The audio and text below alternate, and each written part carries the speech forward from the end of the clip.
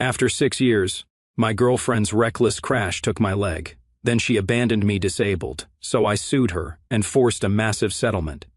Hey, after 6 years with the woman I thought I'd marry, life delivered the ultimate double cross. She caused a crash that cost me my leg. Then, while I was learning to walk again, she was already screwing someone else, telling her friends she couldn't stand looking at my stump and that she had needs. She dumped me, but she had no idea what was coming next. Here's how it all went down. I, 31, male, had a good life in Northern California. Not perfect, but solid. A consultant with a client roster that let me cherry-pick the most interesting projects. At 31, I'd managed to lock down a 2-bedroom condo in Mountain View. In the insane California housing market, just owning property put me ahead of most guys my age who were still dumping money into the rental black hole. Basketball had been my religion since middle school. Not watching, playing. 3 nights a week at the community center near my place. Weekend games with a competitive league in the South Bay. My college roommate Leo and I had that telepathic connection you only get after a decade on the court together. He'd make those no-look passes that somehow always found my hands, and I knew exactly when he'd cut to the basket. Those games reset my brain after dealing with corporate client drama all week. I'd been with Riley, 27, female, for 6 years. She worked PR for some AI startup. She had this confident walk and these sharp comebacks that just hit different.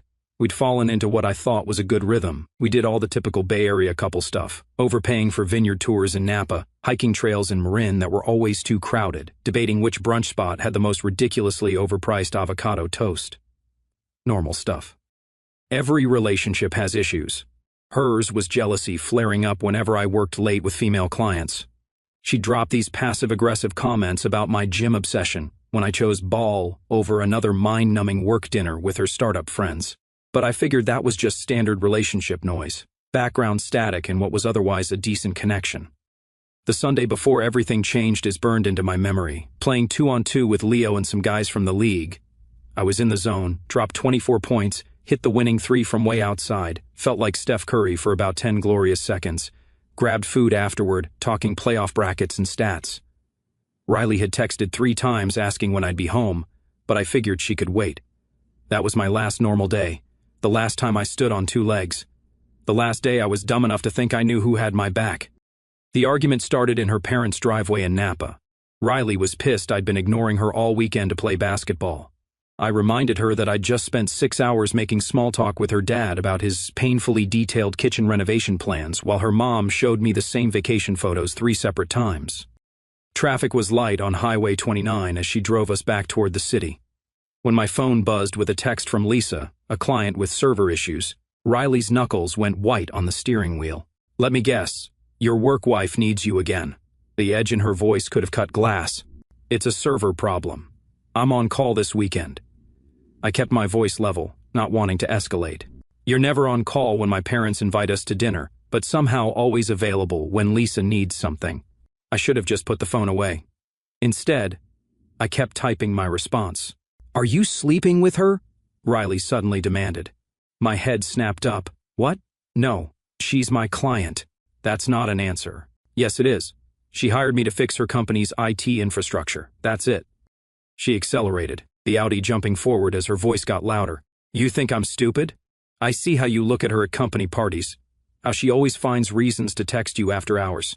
Riley, either stop driving or stop fighting, I said firmly. Pick one. This isn't safe. That's when she fully turned to face me, taking her eyes completely off the road. Her face twisted with anger. Don't tell me how to drive my own freaking car. The curve came up faster than she anticipated. The car drifted into the oncoming lane. She overcorrected hard, sending us careening across the highway and straight into the concrete barrier at highway speed.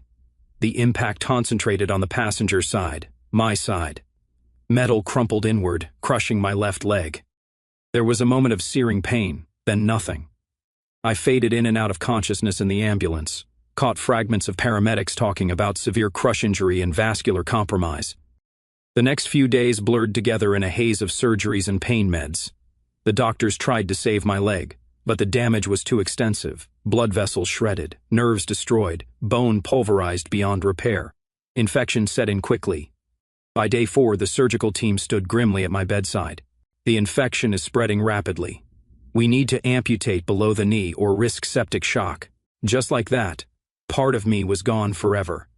While I was still processing this news, Riley was in the hallway loudly telling her friends on the phone how traumatized she was by the accident, not once mentioning that her reckless driving had caused it. My parents flew in from Chicago the day after the amputation. Mom took one look at my leg and had to step out to compose herself. Dad stayed, his hand gripping mine with surprising strength for a man in his 60s. "We'll get through this," he said, voice steady despite the tears in his eyes. Dad, the career accountant who'd never missed a day of work in 30 years, immediately filed for family leave. Their retirement savings went straight into a rental near the hospital, zero hesitation. Mom became my medical advocate overnight, interrogating every doctor who entered the room about infection control and physical therapy protocols.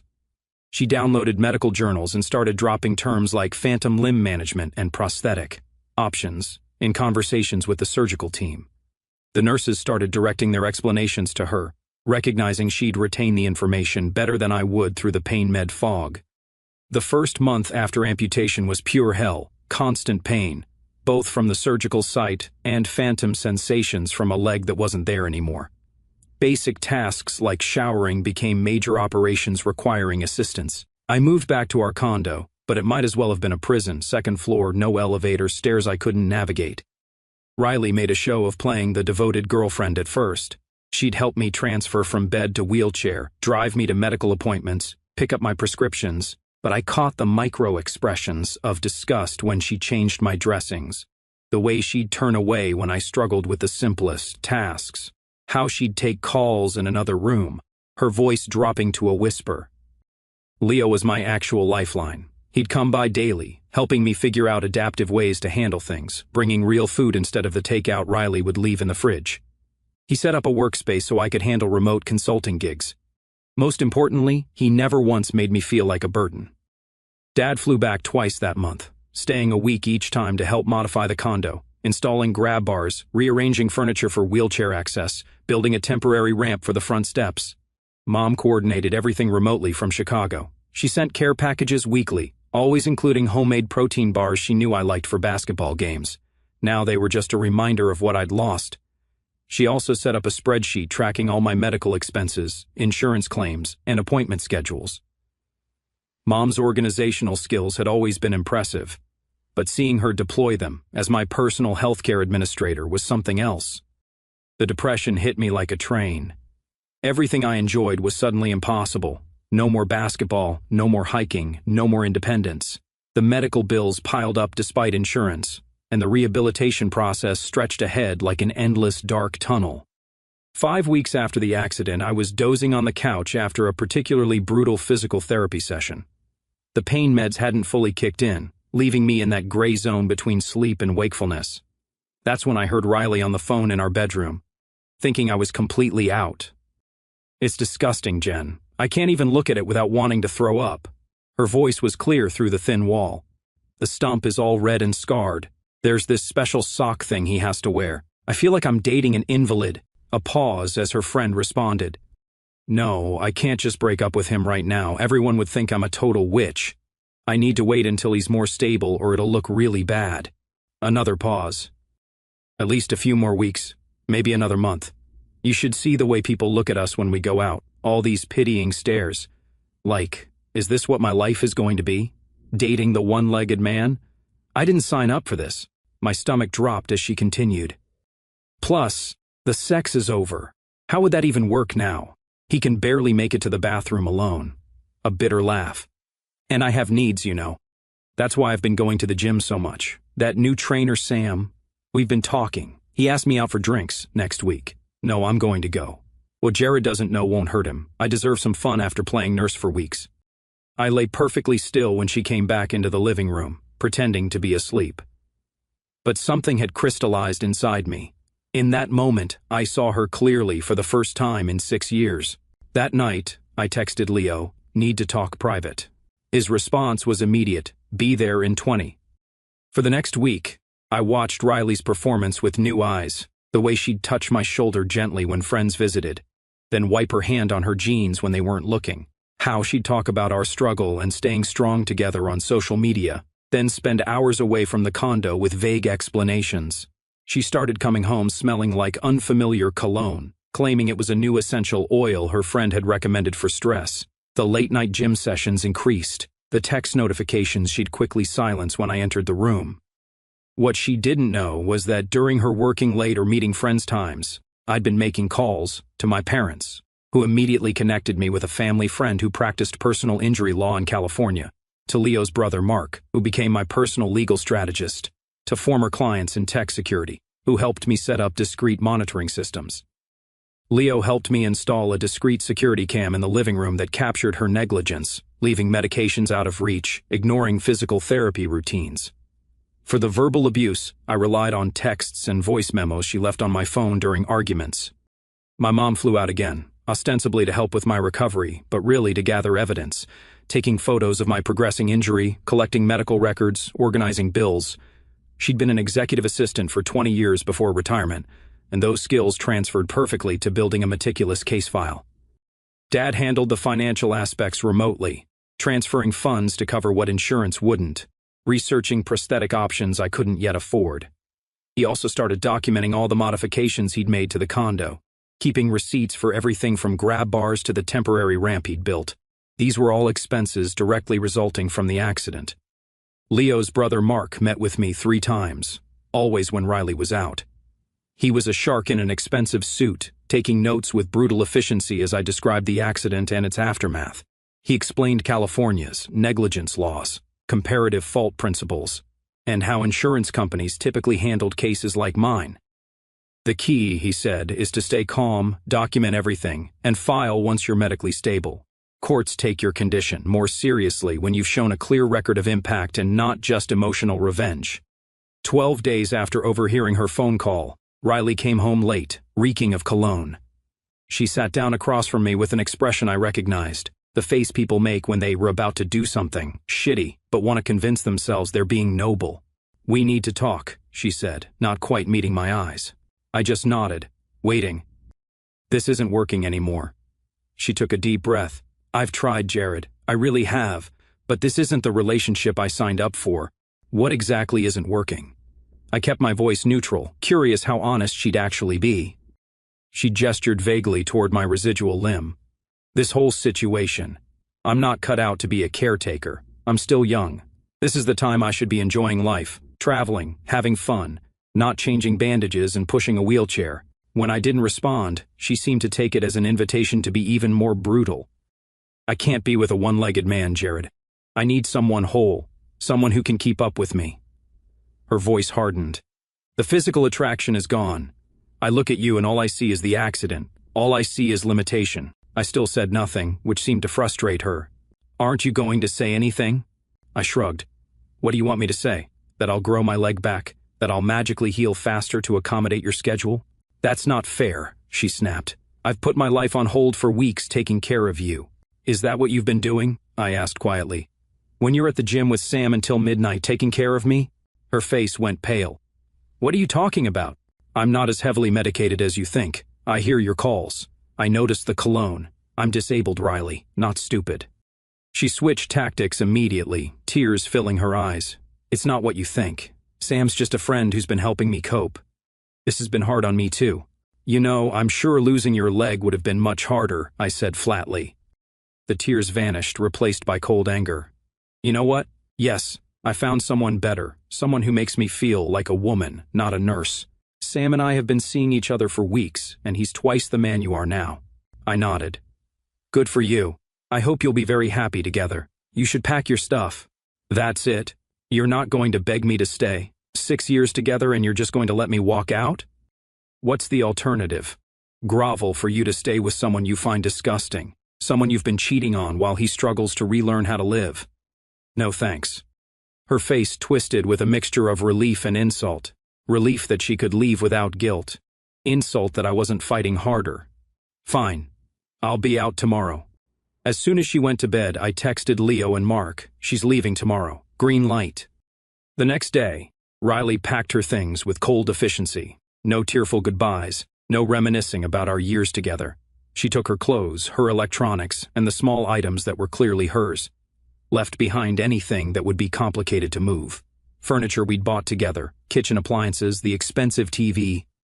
"I'll get the rest later," she said, standing at the door with the last of her suitcases. "We'll need to figure out what to do with the condo."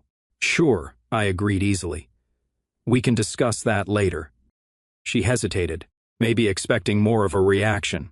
When I offered nothing, she left with a final backward glance. The door clicked shut behind her. 6 years ending, not with a bang, but a whimper. I waited until her car pulled away before making the call. "She's gone," I told Leo. "Tell Mark we're ready." Leo came over within the hour, bringing takeout and a folder of legal documents his brother had prepared.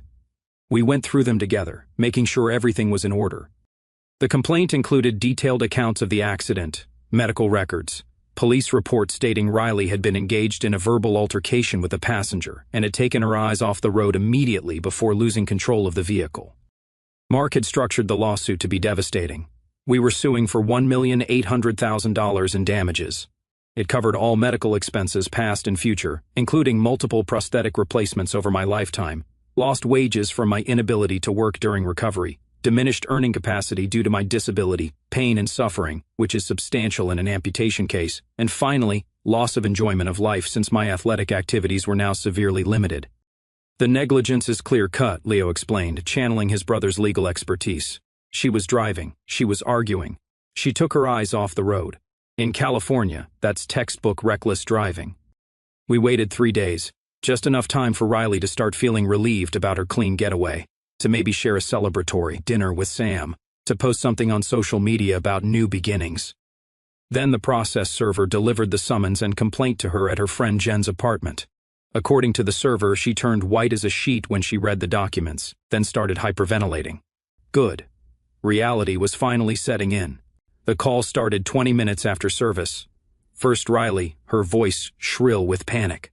"What is this, Jared? $1,800,000. Are you insane? I can't pay that. You know I can't." I let it go to voicemail. She called 17 more times in the next hour. I silenced my phone and focused on my physical therapy exercises. By the next morning, I had 43 missed calls and 28 text messages, each more desperate than the last. By evening, she'd enlisted reinforcements. Her father called, his lawyer, trained voice struggling to sound reasonable. "Jared, I understand you're upset about the breakup, but this vindictive lawsuit is completely inappropriate. Riley took care of you for weeks. This was an accident, not a deliberate act. An accident that cost me my leg, my career, my ability to do anything by myself, and pretty much my entire life as I knew it. Actions have consequences, sir. So that's what this is. Punishment because she left you? No. This is the financial cost of her negligence. The fact that she abandoned me when things got difficult just speaks to her character. It has nothing to do with the lawsuit." Next came her mother, alternating between tearful pleas and angry accusations. "You're trying to ruin our daughter's life after everything she did for you." "Your daughter ruined my life when she decided to take her eyes off the road at 65 miles per hour, I responded. "And what exactly did she do for me? Cheat with her gym trainer while I was learning to live with one leg?" That created a telling silence. The next day, Riley showed up at the condo unannounced.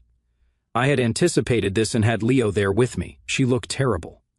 "Please," she begged from the doorway, not crossing the threshold. Leo blocked it. "You have to drop this lawsuit. I can't pay even a fraction of that amount. My insurance is freaking out. I'll lose everything." "You should have thought about that before you decided to argue while driving," I said, "or before you decided to cheat on me while I was at my lowest. I made a mistake. We all make mistakes. Some mistakes cost more than others."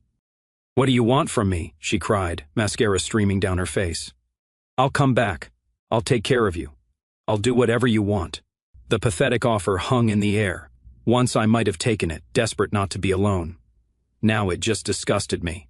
"I don't want anything from you except what the court determines is fair compensation for what I've lost. This isn't negotiable." "Sam left me as soon as he heard about the lawsuit," she admitted, as if this might earn my sympathy. "He said he doesn't want to be involved with someone who has this kind of legal trouble." "Sounds like a stand-up guy," Leo commented dryly. "Real keeper." "Please leave," I told her. "Any further communication should go through my attorney." Her face hardened, the mask of contrition falling away. "You planned this all along, didn't you?" letting me think I was getting away clean, then hitting me with this lawsuit. No, Riley. You planned everything when you decided I wasn't worth staying with after the accident you caused. I'm just making sure you pay the bill. After she left, Leo looked at me with a hint of admiration. Remind me never to cross you, man. I'm just getting started, I replied. The legal process moved slowly but inexorably. Riley's insurance covered their policy maximum of $300,000, which barely made a dent in my mounting medical expenses. Her attempt to claim that I had contributed to the accident by distracting her with the argument was quickly dismissed by her own insurance company, who had reviewed the police report. For the remaining $1,500,000, we entered mediation. Her lawyer tried to paint her as a caring girlfriend who had been traumatized by the accident and overwhelmed by the caretaking responsibilities. Then Mark presented transcripts and witness testimony, statements Riley had made in texts, overheard by friends, and corroborated by screenshots of chats she'd carelessly left open on our shared laptop, admitting to cheating with Sam. The mediator's expression remained neutral, but the shift in the room was palpable. My parents attended every mediation session, sitting stoically behind me, my dad's hand occasionally squeezing my shoulder when Riley's lawyer tried to paint her as the victim. Their presence was a silent reminder of what family loyalty actually looked like. At one particularly tense session, Riley broke down crying, claiming she'd been under tremendous stress and hadn't meant the things she'd said. My mother, who had remained silent through previous meetings, finally spoke up. My son lost his leg because of your recklessness. He didn't get the luxury of breaking down. He had to learn how to live a completely different life while you were out dating your trainer. Your stress means nothing to us. Riley never looked directly at my mother again after that. 14 months after filing, we reached a settlement. $950,000 to be paid over 15 years, secured by a lien against her future earnings and property. Not the full amount we'd asked for, but enough to ensure I'd never have to worry about affording medical care or prosthetic replacements. With the settlement finalized, I focused on rebuilding. Moved to a single-level house in Sacramento with accessibility modifications. Found a way to grow my IT consulting business by specializing in remote work solutions. Got fitted for a high-end prosthetic that gave me back much of my mobility. The physical therapy was brutal, but I attacked it with the same intensity I used to bring to basketball. I started with basic balancing exercises, progressed to walking with parallel bars, then crutches, then a cane. Every milestone felt like winning a championship game. When I took my first unassisted steps with the prosthetic, my physical therapist actually got misty-eyed. Most patients take 6 months to get where you are in 3, he told me. Whatever you're doing, keep doing it. What I was doing was treating recovery like the most important project of my career. I created spreadsheets tracking my progress, set up a home gym with specialized equipment for amputees, downloaded research papers on biomechanics and prosthetic advancements, joined online forums where other amputees shared their experiences and tips. After a year, I could drive again, which restored a huge chunk of my independence. After 18 months, I could shoot hoops with Leo, though competitive games were still beyond my capabilities. The first time I sank a three-pointer post-amputation, Leo tackled me in celebration, then immediately panicked that he'd broken my prosthetic. The prosthetic was fine. We laughed until we were both gasping for air. Leo remained my rock throughout. When I finally returned to our old court to watch a game, the guys welcomed me back like nothing had changed. They'd ask about the prosthetic out of genuine curiosity, not pity. One of them, a mechanical engineer, was fascinated by the hydraulic components and bombarded me with technical questions. Another guy started calling me Terminator because of the carbon fiber components. Those moments of normalcy were worth more than any settlement. 2 years after the accident, my life looked nothing like before, and that wasn't entirely bad. The settlement money had given me the freedom to take risks I wouldn't have otherwise. I'd pivoted my IT consulting to focus on accessibility solutions for tech companies. Between my personal experience and technical background, I found a niche that was both profitable and personally meaningful. I developed software that helped companies comply with accessibility requirements, not just as legal checkboxes, but as genuine improvements to user experience. My client list grew to include several Fortune 500 companies who valued my unique perspective as both a tech expert and disabled user. I hired 2 other consultants with disabilities, building a team that brought authentic lived experience to the work. My high-end prosthetic had become part of my identity. I stopped hiding it under long pants and started wearing shorts to meetings, The titanium and carbon fiber leg actually became a conversation starter, an instant filter that weeded out the shallow people from the ones worth knowing. I'd even had it customized, with a subtle circuit board pattern along the side, a nod to my tech background. I'd converted my new Sacramento house to include a specialized home gym. While I couldn't play full-court basketball anymore, I developed a modified workout routine that kept me in decent shape. Leo still came over twice a week for what we called half-court therapy, shooting drills and light one-on-one play that worked within my limitations. My parents had finally stopped their weekend check-in calls every single Saturday, dropping back to once a month. Dad had stopped asking if I needed any help with the bills, and Mom no longer sent care packages with medical supplies she'd read about online. Progress in its way. They had visited for Thanksgiving, and for the first time, they didn't wince when they saw me stand up from the table. Small victories. Dating with a prosthetic had its challenges, but it also simplified things in unexpected ways. It immediately revealed who could see past the amputation and who couldn't. After a few awkward first dates that went nowhere, I met Ellie at a tech convention in San Francisco where my company had a booth. She was a physical therapist specializing in amputee rehabilitation, so my prosthetic wasn't new territory for her. When I made a self-deprecating joke about it during our first dinner, she just rolled her eyes. "That's a $95,000 precision-engineered limb with better ankle articulation than most natural legs," she said. "Do you know how many of my patients would kill for that model? It's actually kind of hot."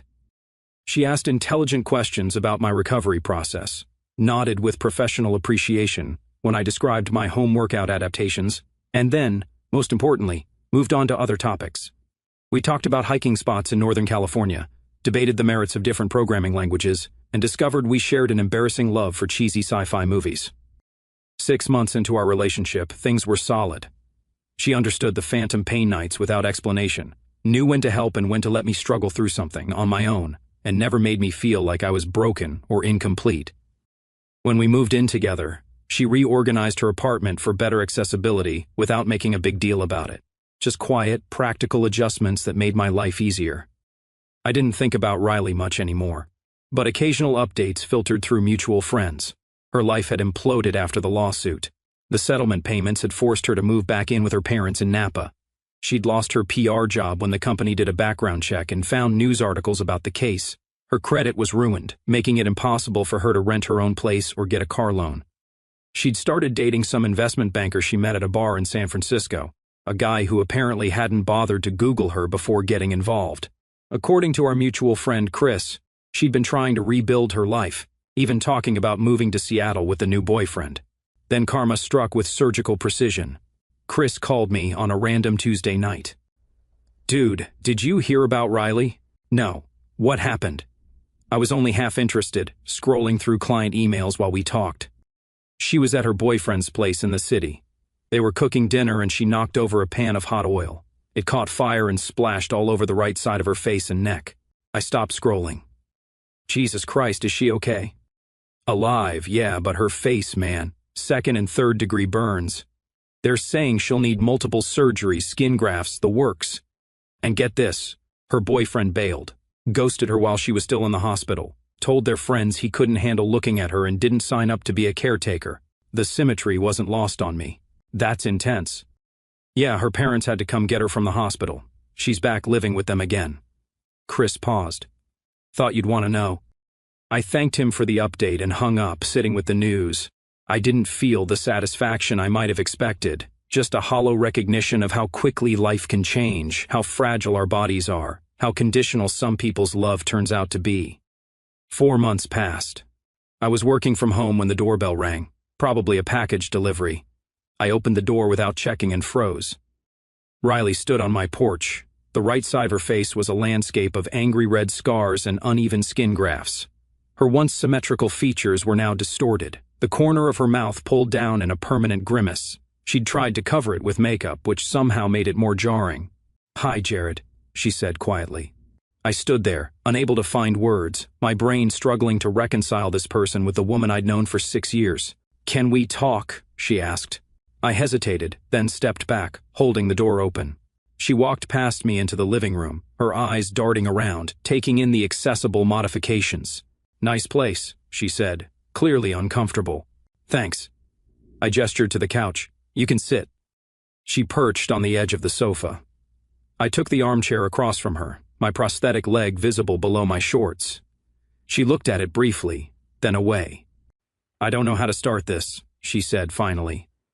"I've been thinking about what to say for weeks." I waited, not making it easier for her. Her eyes filled with tears. "I'm sorry, Jared, for everything. For the accident, for how I treated you after, for the things I said." The tears spilled over, tracking through her makeup. "I was shallow and cruel and selfish. I didn't understand what you were going through." I said nothing, watching her. Then this happened. She gestured to her face. And suddenly I was the one people couldn't look at, the one my boyfriend couldn't stand to touch, the one with medical bills and pain and a body that wasn't the same anymore. Her voice broke. And all I could think about was how I'd done exactly the same thing to you when you needed me most. She wiped at her tears with shaking hands. "I know there's nothing I can say to make it right. I know you don't owe me forgiveness, but I needed you to know that I understand now, and I'm genuinely sorry." I studied her for a long moment. The universe had delivered a poetic kind of justice that no court could have arranged. "I forgive you, Riley," I said finally. Relief flooded her face. "Really? After everything I did?" "I forgive you," I repeated. "But that doesn't mean there's anything to fix between us. That chapter is closed." She nodded, wiping away more tears. "I know. I'm not asking for that. I couldn't move forward without telling you, without owning what I did." "How are you doing?" I asked, surprising myself with the genuine concern in my voice. "With the recovery, I mean." "It's hard," she admitted. "The pain, the stares, the pity. Insurance doesn't cover all the reconstructive surgeries I need. I can't get a job because no one will hire me for customer-facing roles anymore." She gave a bitter laugh. "It gets better," I said. "Not the same, but better. You adapt." We talked for another 30 minutes, not as former lovers, but as two people who shared the unique experience of having their bodies permanently altered in an instant. When she left, I didn't feel the anger I'd carried for so long. I deserved to be free of that weight. Holding on to that bitterness had been an unnecessary burden that only slowed me down. A few hours later, Ellie came over with takeout. As we finished eating, she leaned over and kissed me, then pointed to my prosthetic. "You know what I've been thinking? We should get that thing painted. Something badass. Maybe flames or a biomechanical design." I laughed. "You're serious?" "Hell yes. If you've got to have a titanium leg, might as well make it the coolest leg in Sacramento." The idea took root. 2 weeks later, I found a custom prosthetic cover designer who specialized in artistic shells for high-end prosthetics. We settled on a design that combined circuit board patterns with subtle mechanical details that made it look like some advanced tech from a sci-fi movie. When it was finished, it looked less like a medical device and more like a piece of cutting-edge tech I'd chosen to wear. The first time I wore it to a client meeting, the CEO's son happened to be in the office. The kid took one look at my leg and blurted, "That is the sickest thing I've ever seen." His father looked mortified, but I just laughed and let the kid ask all his questions. My business continued to grow. Companies started seeking me out specifically because of my experience, not despite it. I hired 3 more consultants, built a reputation for honest, practical accessibility solutions, and watched my bank account grow steadily. Later that night, lying in bed with Ellie sleeping beside me, I thought about how far I'd come from those dark days after the accident. The people who remained in my life were the ones who mattered. The work I did now had a purpose beyond just paying bills. Life wasn't perfect. I still had phantom pain some nights. There were still places I couldn't easily go, activities I had to modify or skip entirely. But those limitations were just facts, not defining features. My leg wasn't coming back, but I wasn't missing anything essential. The core of who I was remained intact, and everything else was adaptation.